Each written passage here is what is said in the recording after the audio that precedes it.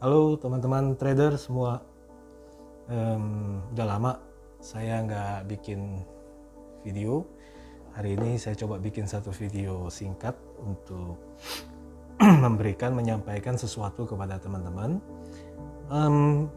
Begini, saya ingin menyampaikan sebuah alasan kenapa sih saya menulis atau memberikan informasi mengenai psychology trading, mengenai mindset trading, yang sebenarnya kalau saya coba pantau, ini dari sisi masyarakat trader bukanlah sebuah hal yang populer dan menarik untuk disimak.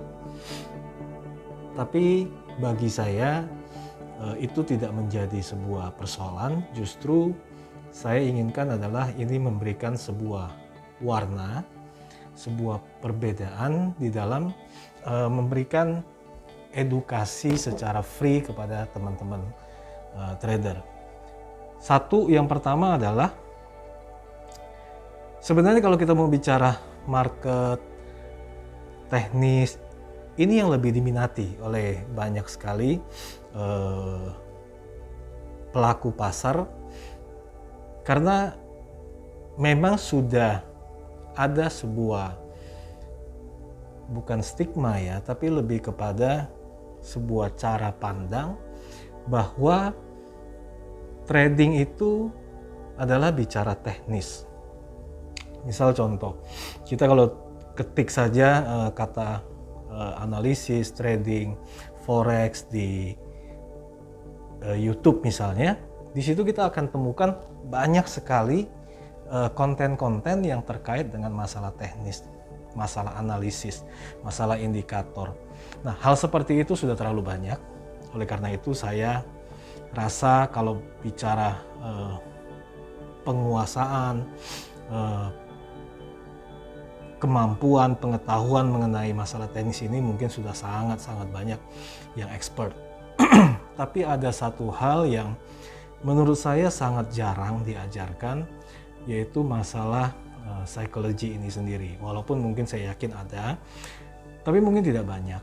Karena ini satu hal yang agak-agak sulit bagi sebagian orang, terutama untuk mencoba menyelami dan memahami.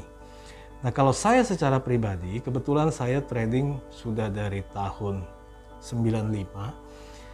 Jadi saya sudah lalui begitu banyak, dan menurut saya masalah psychology trading ini menjadi salah satu kunci yang cukup penting untuk seseorang itu bisa berhasil di dalam trading. Nah, itu alasan yang pertama, bahwa sudah terlalu banyak.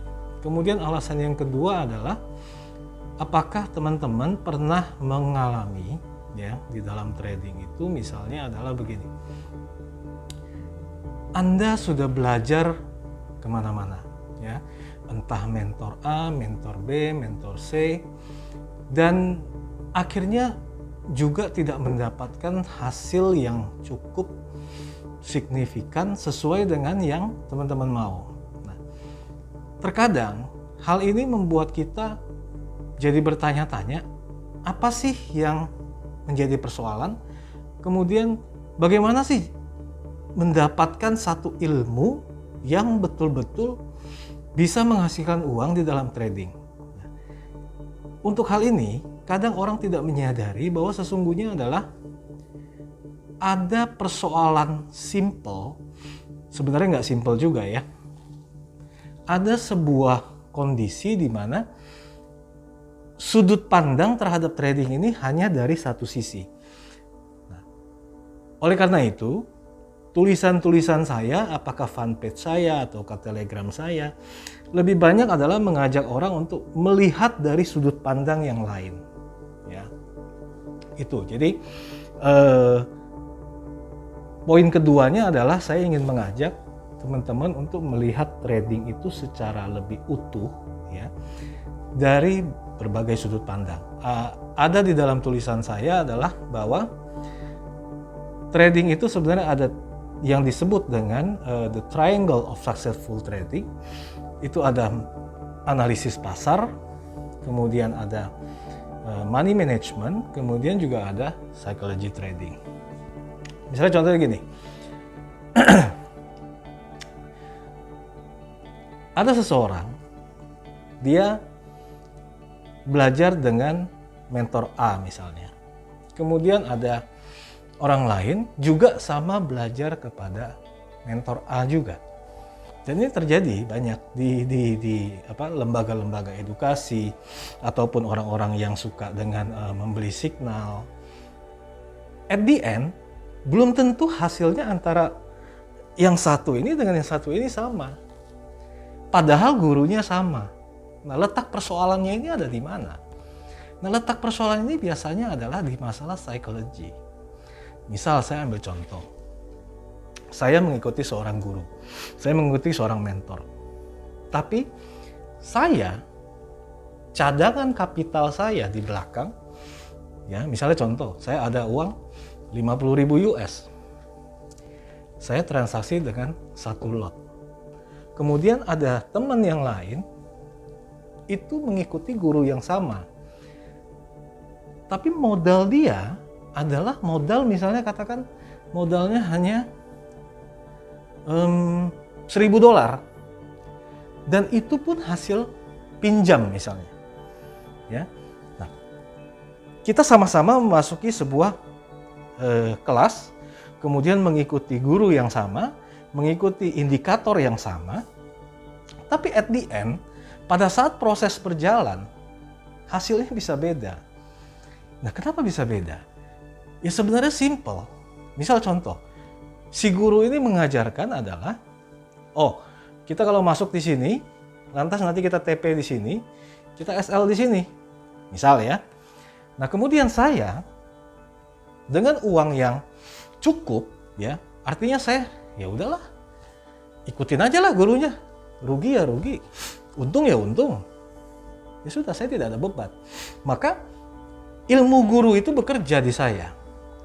Nah, tapi teman saya ini dengan uang 1.000 dia pas-pasan. Kemudian dia juga sama ikut misalnya dengan komposisi lot yang sama, artinya komposisinya sama. Misalnya saya modal 10.000, kemudian saya satu lot, dia modal 1.000, 0,1 lot. Nah, kita sama-sama menjalankan satu teknik yang sama. Tapi pada saat proses berjalan, belum tentu hasil yang dia peroleh dengan saya secara komposisi prosentasenya bisa sama, belum tentu. Nah, misal contoh, pada saat dia sudah mengalami profit, tapi profitnya belum sampai kepada misalnya katakan TP yang diajarkan oleh guru tersebut, terus kemudian terjadi pembalikan, dia sudah goyang. Ya. Nah, sudah goyang misalnya, pada saat dia turun-turun, ya bisa saja dia lepas. Nah, saya masih bertahan. Nah, begitu juga kalau terjadi penurunan atau pembalikan harga, saya ya sudah, biarkan saja. Nah, kawan kita ini belum tentu. Bisa jadi begitu dia melihat, oh tadi sudah biru, kemudian sekarang jadi merah, kemudian jadi biru lagi. Nah, bisa dia keluar pada saat birunya kecil, bisa jadi adalah pada saat dia merah, dia keluar juga. Kenapa? Dia akan mengkalkulasi. Waduh, kalau saya ikutin sampai SL nih bahaya, saya bisa kehilangan sekian uang. Nah, uang ini adalah uang pinjaman pula. Nah, jadi hal ini yang menurut saya adalah salah satu contoh kecil ya, kenapa psikologi itu menjadi penting. Dan bagaimana cara mengatasi persoalan-persoalan psikologi ini? Saya akan memberikan tips di sini adalah melalui pemahaman. Dengan kita memahami, walaupun psikologi saya katakan bukan hal yang mudah untuk diatasi, tapi dengan kita memahami, maka kita akan lebih mudah untuk menentukan apakah saya sedang terjebak atau tidak di masalah psikologi ini. Nah, jadi ini akan menjadi sangat penting pada saat kita memahami dan dibandingkan dengan kita tidak memahami. Nah, kalau kita tidak memahami, kita akan masuk ke dalam permainan psikologi ini oleh market. Tapi kalau kita memahamin, terkadang kita bisa melakukan controlling. Ya, jadi mungkin waktu tidak cukup untuk saya mendetilkan mengenai masalah bagaimana mindset kita bekerja, kemudian bagaimana market itu dengan pergerakannya itu memainkan psikologi kita, memainkan emosi kita. Nah, itu nanti mungkin akan kita bahas di beberapa episode berikutnya, termasuk juga tulisan-tulisan yang ada. Tapi sebagai penutup, kuncinya adalah bahwa dalam trading, dominasi keberhasilan itu banyak disebabkan oleh persoalan psikologi, termasuk juga adalah masalah kegagalan. Nah, sebenarnya kita semua itu kalau diingatkan, semua jawabannya iya, benar, gue tahu. Nah, tapi kalau misalnya tidak dirangkai menjadi sesuatu, maka dia akan liar, ya, masalah psikologi ini.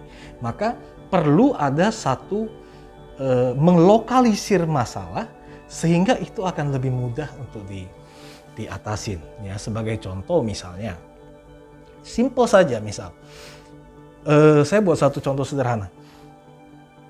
Saya menulis di sebuah kertas bahwa hari ini saya trading, saya harus menjalankan A, B, C. Nah, kemudian hasil akhir daripada trading itu, ya misalnya katakan, oh ternyata sudah tutup pasar, kemudian saya sudah tutup posisi transaksi saya. Nah, ternyata hasilnya plus, ternyata hasilnya minus, sesuai dengan yang kita mau atau tidak sesuai dengan yang kita mau, kita gampang untuk melihat balik. Oh, ternyata saya melanggar.